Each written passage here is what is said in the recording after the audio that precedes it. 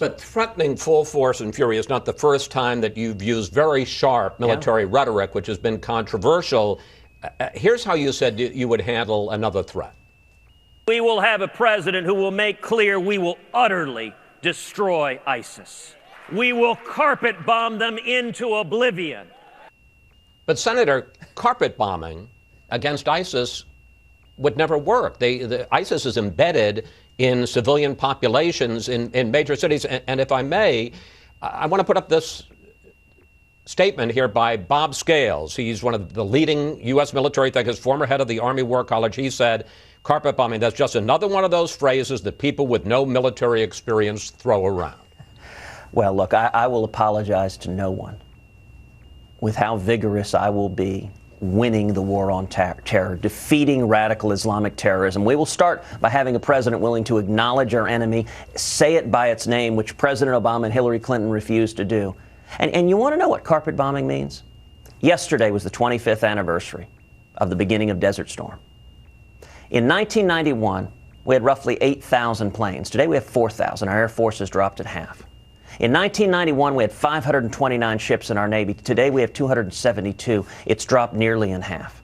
In 1991, we had over a third more soldiers in our Army, and we were launching 1,100 air attacks a day. We were carpet bombing them. And after 37 days of 1,100 air attacks a day, our troops went in a day and a half and mopped up the remnants of the Iraqi army, because that's the effect of carpet bombing. You know what we're doing now? We're doing between 15 and 30 air attacks a day. There's a big difference. First of all, military people will tell you we didn't carpet bomb in Kuwait in the Gulf War, that we did precision striking. In addition, if I may, the Iraqi army was all massed by itself in the Kuwaiti desert. We're now talking about ISIS soldiers who are not massed. They're embedded in Mosul. They're embedded in Raqqa with civilians. But if I may, sir, let me move on to... Hold on. If you're going to make a point, let me respond to it.